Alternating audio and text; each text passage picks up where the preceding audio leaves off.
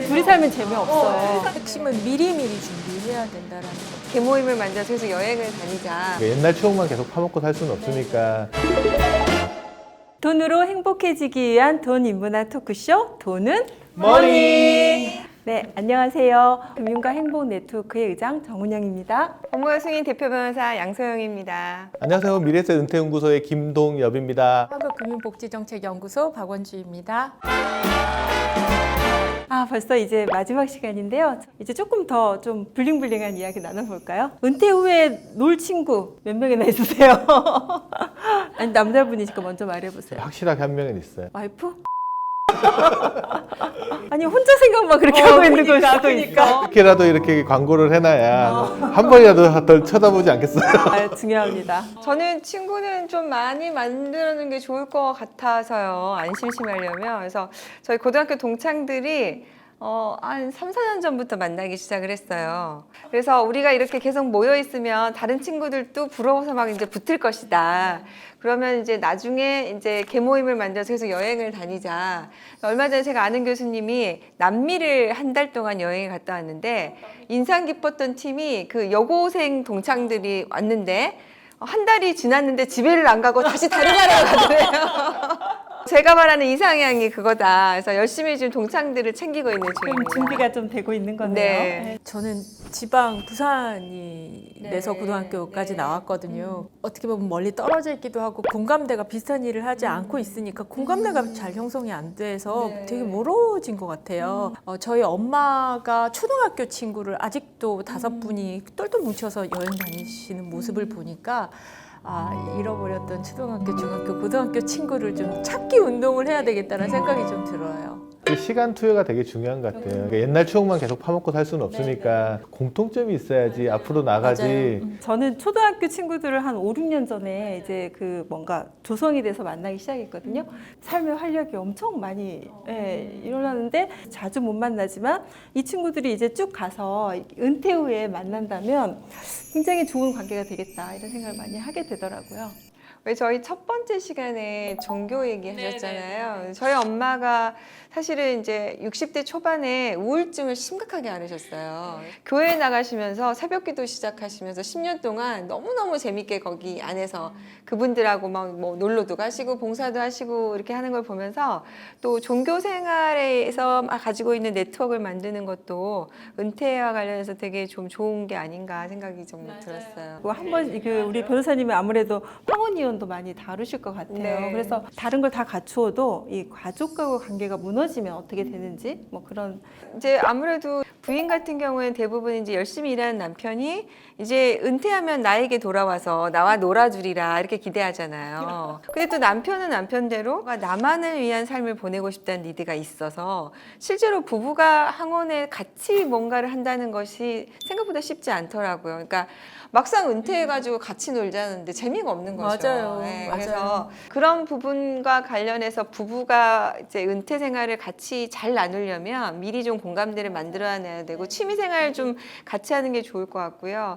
우리 아까 정 회장님 뭐 귀촌해가지고 막 텃밭에 뭐 하고 싶다 하는데, 취미가 안 맞아요, 저는. 근데 남편은 또 그러고 싶지 않거나 반대로 부인은 나는 도시가 좋아. 난 내가 살고 싶은 것은 백화점 옆이야. 그러면 이제 여기서 갈등이 생기는 것 같아요. 그런 문제가 굉장히 많은 것 같아요. 네, 굉장히 네. 많고 그런 문제를 사전에 좀 조율할 필요가 있다는 생각이 들고 저는 그런 생각 많이 해요. 마음 맞는 여러 부부가 같이 사는 걸 저는 되게 지향해요. 맞아요. 근데 그래서- 둘이 살면 재미없어요. 둘이 사는 것보다 그래서 지금도 부부끼리 만나는 모임을 좀 하거든요. 그래서 저희 지금 같이 잘 지내고 있는 부부끼리 그 얘기를 참 많이 해요. 은퇴 이후에 같은 비슷한 곳에서 같이 공유해서 같이 늙어가자.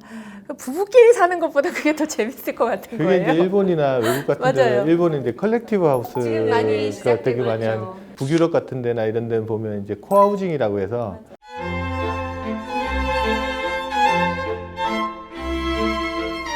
이제 집안은 잠만 자고 식당이나 이런 것들은 공동주거 공간에 빼버리는 거예요. 근데 그게 문제가 생기더라고요. 어떻게요? 그러니까 처음에는 같이 들어가잖아요. 근데 10년 정도가 지나면 전부 70, 80이 돼버리는 거예요. 그럼 활력이 떨어져 버리는 거예요. 젊은 사람은 좀 껴야 되겠네요. 그래서 그 문제를 같이 고민을 해요. 그래서 이제 공동으로 쓰는 공간들 같은 것들을 컬렉티브 하우스에서는 젊은 애들한테 개방을 하는 거예요. 그래서 이제 교류를 만들어내는 형태로 가야 되는데 이게 항상 우리가 주거를 고민할 때 내 마음 맞는 사람들하고만 같이 살아야지 라고 하면 그게 또 폐쇄적인 게 돼버렸을 때 또 문제들이 또 생기니까 그런 것들도 좀 고민을 해야 될 것 같아요. 앞으로 우리가 이제 뭐 어떻게 펼쳐질지 잘 모르는 삶이라서 이것도 해보고 저것도 해보고 또 장단점도 찾고 또 부부관계에 있어서 서로 다르다고 하는데 같이 할 때는 같이 하고 따로 뭔가 하고 싶다고 할 때 서로가 인정하고 이런 어떤 노력들이 좀 필요한 것 같습니다. 근데 이제 건강이라는 이야기를 할 때 다른 세 가지가 다 있어도 건강을 잃으면 사실은 다 잃는 무용지물 거죠. 같아요. 건강을 어떻게 지켜나갈 것인가에 대한 그리고 그렇게 하게 됐을 때 어떤 경제적인 어떤 이익 이런 것들을 좀 한번 네. 건강검진. 네. 사람들이 건강검진 돈 많이 든다고 생각하는데 국가에서 해주는 건강검진을 보면 내가 71년에 태어났다, 홀수에 태어났다 그러면 대부분 홀수에 암검진을 받을 수 있어요. 네, 맞아요. 근데 잘 모르시고 잘 안 받으시고요. 건강검진을 받아서 질병이 나오면 치료비는 추가로 더 지원을 해주는데도 불구하고 잘 안 하는 경우가 있어요. 정기적으로 건강검진 받으시는 분들하고 안 받으시는 분의 가장 큰 갭은 뭐가냐면 병치료 기간의 차이가 나요. 병상에 있는 시간하고 그렇지 않은 시간의 차이는 상당히 중요하잖아요. 그래서 팁 하나 드리면 이제 건강검진 제가 지난달에 받았거든요. 그때 건강검진 갈 때 위내시경, 대장내시경 받잖아요. 그래서 받다가 사인을 뭐 하나 하라고 그러더라고요. 뭐냐고 봤더니 이게 나 하다가 용종 같은 게 조그만 게 나오면 잘릴 수도 있다라고 해서 나왔더라고요. 그래서 겁이 나가지고 물어봤더니 괜찮대요. 근데 이게 혹시나 건강보험을 가입하고 계신 분들은 이게 건강보험금을 받을 수 있다는 사실을 모르시는 분들이 많아요. 이게 수술이거든요, 이게. 건강검진 할 때 나온 거 떼면 그러니까 칼이 들어가는 뭔가 잘라낸 것들은 다 수술로 보거든요. 그러면 이제 증권 같은 걸 딱 꺼내서 수술 특약이 가입돼 있는 증권을 딱 꺼낸 다음에 그 보험회사에다 청구를 하면 돼요. 아 진짜요? 그 일일이 가지 않고 네. 스마트폰 앱으로 많이 나오나요? 앱으로 진단서 이렇게 사진 딱 찍어서 보내시면 그냥 나와요. 저 아마 어딘가는 걸려 있을 것 같아요. 그래서 이런 거 이야기해드리면 꼭 뒤에 와서 물어보시는 분이 계세요. 작년에 한 것도 되나요? 저 보험 청구 기간이 옛날에는 2년에서 3년으로 늘었어요. 네. 일단 모르시면 청구를 해보는 거예요. 청구하는 건 내 마음이고 보험금을 주는 건 보험회사 마음이긴 하지만 청구조차도 안 하면 못 받으니까. 건강검진 얘기하셨는데 비슷한 맥락에서 하나 말씀드리면 우리나라 아까 100세 이상 인구 되게 생각보다 많다고 했잖아요. 100세 이상 인구가 어디에 많은지를 살펴봤더니 어디에 많을 것 같아요? 시골 아니에요? 건강검진을 잘 할 수 있는 거. 맞아요. 서울과 경기도에 거의 대부분이 있대요. 그래요? 그러니까 우리는 물 맑고 공기 좋은 시골에서 사람들이 오래 살 거라고 하는데 실질적으로는 도시더라. 근데 도시에서 왜 오래 사는 사람들이 많느냐를 봤더니 건강검진 이렇게 접근성이 높은 사람들이 오래 살더라라는 거예요. 근데 지금 말씀하신 것처럼 건강한 수명을 오래 살려면 건강검진이 너무너무 중요한 요소인 거죠. 건강이 되게 중요한 게 뭐냐면 이게 잘못해서 문제가 생길 경우에는 가족관계 전체가 맞아요, 변화가 돼요. 맞아요. 그렇죠. 중증 질환 걸려서 간병인을 한 명 쓰게 되면 보통 하루당 8만 8만 원에서 원에서 10만 10만 원 원. 정도 들어가요. 그러면 한 달에 240만 원 정도 되거든요. 그럼 뭐가 문제가 되냐면 240만 원 정도 소득이 안 되시는 분들 입장에서는 뭘 해야 되냐면 부모님을 봉양을 하기 위해서 직업을 만들어야 돼요. 그러니까 내가 60이라도 부모님이 살아계신 경우가 상당분이 많죠. 많은데 부모님을 60 넘어서 간병해야 되는 경우가 또 나오거든요. 그러다가 자녀가 독립 안 하고 있으면 소위 말해서 더블 케어 문제가 또 생기면 그래서 그 문제들 때문에 가족 관계가 이렇게 멀어지는 경우거나 힘들어지거나 깨지는 경우들이 많기 때문에 특히나 부모님이 아프시거나 갑자기 뭐 모셔야 되는 상황이 돼 있거나 이런 경우에는 어떤 식으로 하겠다는 게 아니라 형제지간에 정확하게 좀 정리를 하고 가야 되는데 그거 잘 안 하고 저희가 실제로 다툼이 좀 있었던 게 이제 어머님이 쓰러지셨는데 어머님이 예금 자산이 다 써버리고 병원비 써버리고 집 한 채밖에 안 남은 거예요.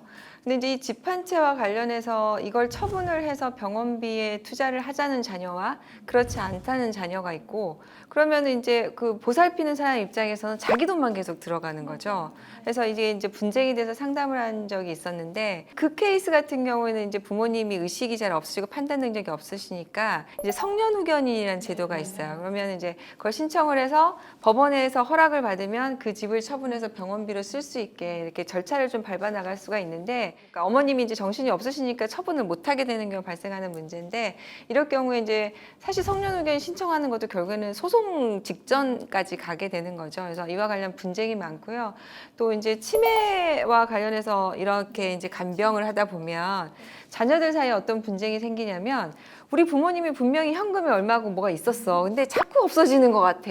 근데 간병하는 그 친구는 자꾸 옷을 좋은 걸 입고 다니는 것 같고. 이렇게 자녀들까지 또 분쟁이 생기더라고요. 그래서 오늘 조금 말씀드리면 성년후견이라는 제도를 좀 활용해 보시는 거 적극적으로 해봐도 도움이 되실 것 같아요.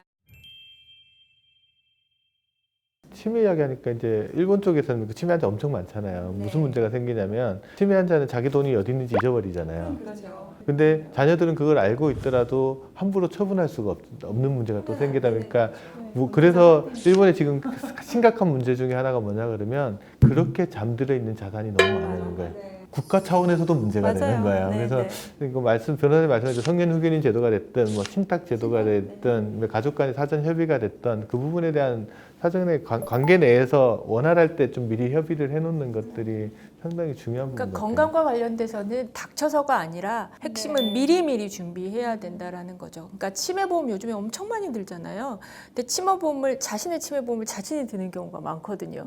근데 자기가 나중에 청구를 받을 땐 자기는 그 의사결정을 하기가 힘든 경우가, 그래서 반드시 대리 청구인 제도나 이런 제도를 활용해야 되거든요. 그런데 그런 걸 이제 잘 모르는 경우가 많기 때문에 건강과 관련해서는 경제적 문제, 관계적 문제 뭐 여러 가지와 다 얽혀 있기 때문에 미리미리 나는 그런 일이 없다고 아니라 그런 일이 발생할 수 있다고 생각하고 준비하는 게 너무너무 중요한 것 같아요. 우리 이거 유튜브 방송이 널리 좀 알려줘야 되는데요. 많이 이런 좋은 고급 정보를 막 이렇게 얘기해 주시는데. 네.